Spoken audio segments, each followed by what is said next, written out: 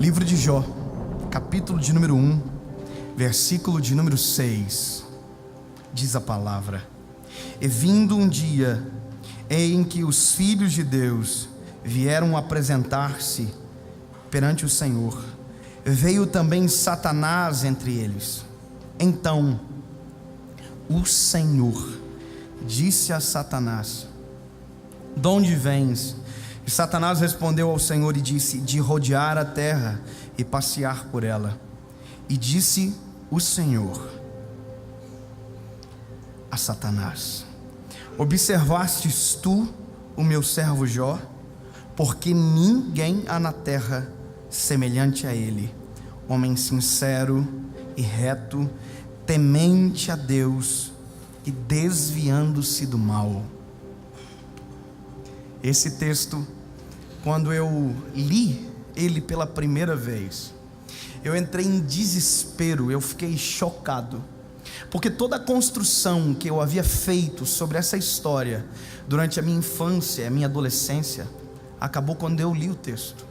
Uma coisa é alguém falar para você sobre algo que conhece ou pensa saber, outra coisa é você testificar e ler. Sabe, o problema às vezes é que nós somos filtrados por palavras erradas, equivocadas. Não que haja mal nisso, mas às vezes quando nós lemos e identificamos a verdade, a gente fala: meu Deus, não faz sentido. E isso é uma das verdades que para mim, quando eu li a primeira vez, eu disse: não pode. Eu pensei a vida inteira que Satanás perguntou para Deus sobre Jó.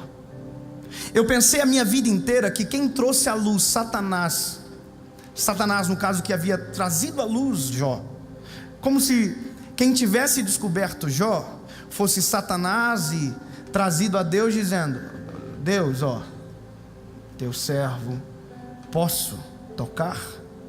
Só que a Bíblia não diz que é assim que acontece. A Bíblia diz que quem traz à luz Jó para Satanás é Deus. Ou seja, quem provoca não é Satanás, quem provoca é Deus. Quem faz o negócio pegar fogo, que coloca lenha na fogueira na vida de Jó, é Deus. Quer dizer, Jó é fiel, é justo, é honesto, e Deus não poupa. Deus faz o contrário. Deus pega o melhor e coloca na tempestade. E sabe, quando eu vi isso, eu pensei: meu Deus, porque o sofrimento de Jó é algo terrível.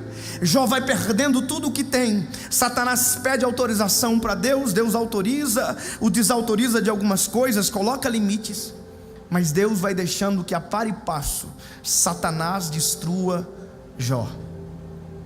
Se você ver, o texto começa contando aquilo que Jó tem: os camelos, os gados, a riqueza. Jó é o homem mais rico, e mesmo sendo o homem mais rico, é o mais fiel.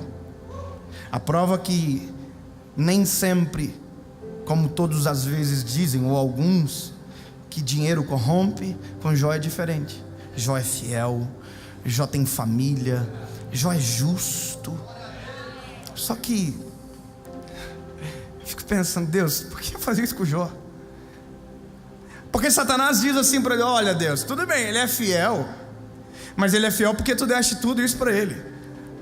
Porque na cabeça de Satanás, a nossa fidelidade está atrelada àquilo que a gente tem. Porque Satanás é interesseiro, Satanás é corruptível, Satanás acha que nós temos a mesma cabeça do que ele. Então toda vez que ele vê Deus abençoando alguém, ele quer aquela bênção para ele, só que não tem para ele, é para nós, filhos. Então, quando Deus traz à tona Jó, Deus está provocando Satanás. Loucura pensar isso, mas é a Bíblia que está dizendo, não sou eu. Deus está dizendo: olha aqui. Aí Satanás diz: pois é, mas olha o que você fez por ele. Se você me deixar tocar nas coisas dele, eu duvido que ele permanece fiel. Aí Deus disse: ah, é? Você duvida? Você tem certeza que você quer entrar nessa briga? Pode tocar nele, nas coisas dele, pode tocar. E a Bíblia diz que Satanás faz isso. Satanás toca nos bens de Jó. Jó perde absolutamente tudo, menos a fidelidade. Satanás toca na riqueza, ele perde toda a riqueza, menos aquilo que verdadeiramente vale: caráter, fidelidade. A questão é, olha aqui, Satanás vai de novo, e ele não está contente, porque a primeira etapa venceu. Parece que eu vejo que quando ele chega, é a cena assim: Deus disse, e aí? Blasfemou contra? Pecou? Desviou? Aí Satanás, me deixa tocar agora na família, os filhos. Ah, irmão, para quem é pai?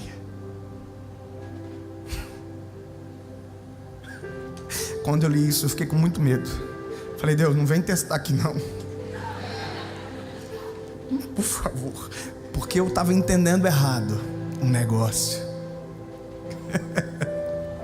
Você nunca mais viu na Bíblia Deus repetir isso. Mas calma, que você já vai entender o negócio. Deus deixa Satanás tocar nos filhos, e todos os filhos de Jó morrem. Perde os bens, os patrimônios, os filhos, e perde o apoio da esposa. A esposa diz, olha, você é um doente, você é louco, porque além disso, não obstante, Satanás perdeu os filhos, mas não perdeu a fidelidade com o seu pai. Não tem. Satanás chega e diz, agora ele me deixa tocar nele. Aí Deus diz, toca, mas não pode matar. Toca no corpo. As feridas, a Bíblia vai dizer que são tão profundas que Jó coça com um caco de telha.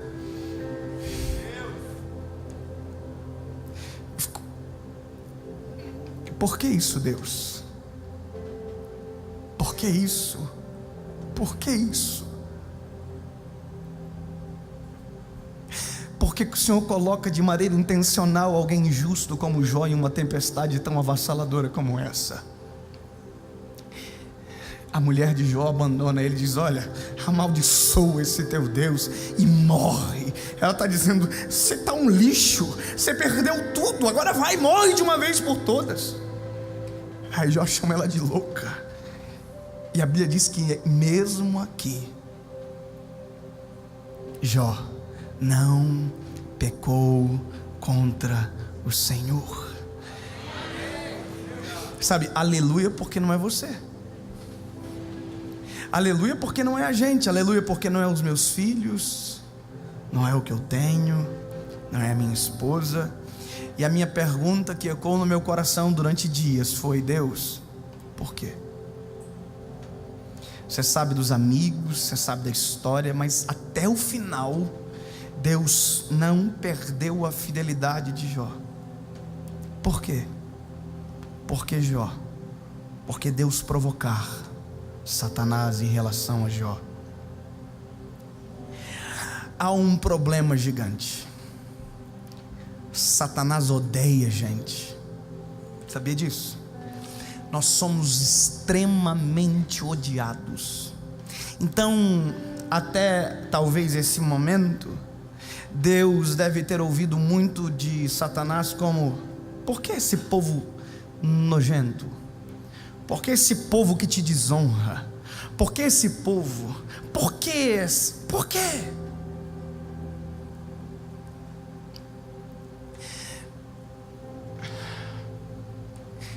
Aí Jó apresenta-se na história. Jó chega na história.